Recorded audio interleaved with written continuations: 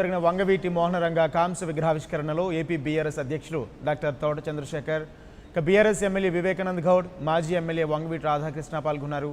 ఈ విగ్రహావిష్కరణ కార్యక్రమానికి రంగా అభిమానులు వేలాదిగా తరలివచ్చారు. జోహార్ వంగవీటి రంగా నినాదాలతో ఆ ప్రాంతం మారుమోగిపోయింది.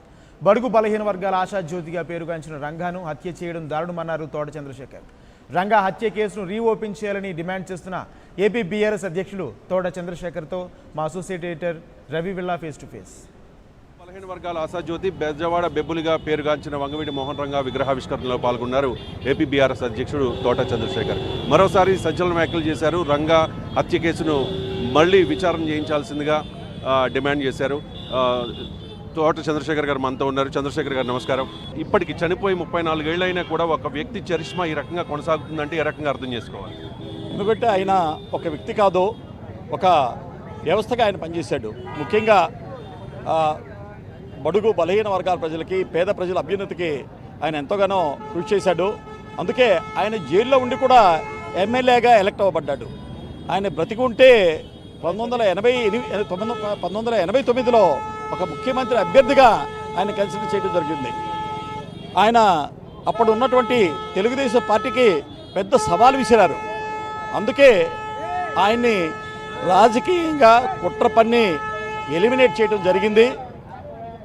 3.5 దశాబ్దాలు కాలం గడిచినప్పటికి కూడా ఈరోజు కూడా రంగా హత్య చేసినటువంటి ఆ కుట్రదారులు, ఆ మర్డరర్సు ఇంకా బహిరంగంగా తిరుగుతున్నారు, పెద్ద పెద్ద పదవులు అనుభవిస్తున్నారు, మళ్ళీ కాపు జాతిని మోసగిస్తున్నారు.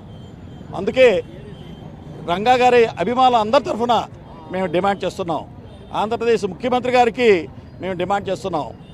నేను తానేటి వనిత గారు హోంశాఖ మంత్రివర్యులు కూడా నేను విన్నవించడం జరిగింది. రంగా గారి హత్య ఉదంతం ఆ రోజు మసిబూసి మారేడికాయ చేసి అది డెలిబరేట్గా క్లోజ్ చేయించారు. ఆ కేసుని రీఓపెన్ చేయాలి. రీఓపెన్ చేసి దాన్ని సరైన ఇన్వెస్టిగేషన్ చేసి రంగా గారి హత్యకు ఎవరైతే రెస్పాన్సిబుల్లో వారిని కఠినంగా శిక్షించాలని నేను ఈ వేదిక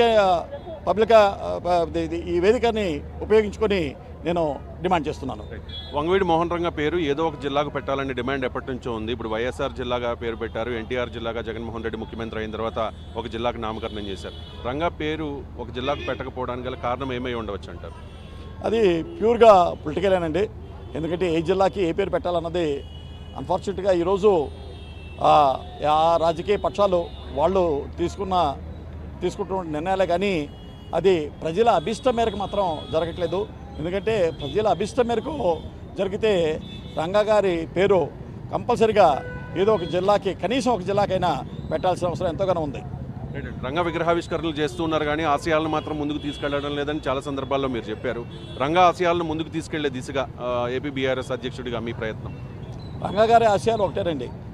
పేద ప్రజలు, బడుగు బలహీన వర్గాల ప్రజలు, ఎస్సీ ఎస్టీ ప్రజలు అందరినీ సమాజంలో ఒక సమానంగా చూడాలి. వారికి కూడా ఒక రాజ్యాధికారం రావాలి, వారికి కూడా అధికారం రావాలి.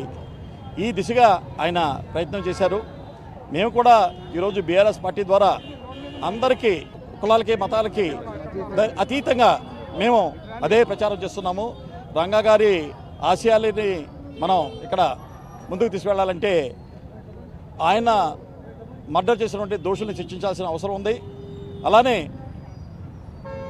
రంగా గారి ఆశయాల్ని ముందుకు తీసుకెళ్ళడానికి ఈ సమాజంలో ఎంతోమంది ఈరోజు పనిచేస్తున్నారు. వారికి కూడా మంచి అది ఇన్స్పిరేషన్గా వస్తుందని అనుకుంటున్నాను. Thank you sir. రంగా ఆశయాలను ముందుకు తీసుకెళ్లాల్సిన బాధ్యత అందరూ తీసుకోవాల్సిందిగా తోట చంద్రశేఖర్ చెప్తూ ఉన్నారు. దాంతోపాటుగా రంగా హత్య జరిగి 34 ఏళ్ళు అవుతోంది. అయినప్పటికీ కూడా ఇప్పటికీ రంగా అభిమానులు పెరుగుతూనే ఉన్నారు కానీ ఆ హత్య కేసు అనేది ఇంకా అలాగే ఎవరు చేశారు, ఏంటి, సూత్రధారులు ఎవరు, పాత్రధారులు ఎవరు అనే దాని మీద క్లారిటీ లేదు. కాబట్టి ఖచ్చితంగా ఈ హత్య కేసు విచారణ మళ్ళీ ప్రారంభించాలని చెప్పి తోట చంద్రశేఖర్ డిమాండ్ చేస్తూ ఉన్నారు. కెమెరా పర్సన్ రహీంతో రవిశంకర్, 99 టీవీ, హైదరాబాద్.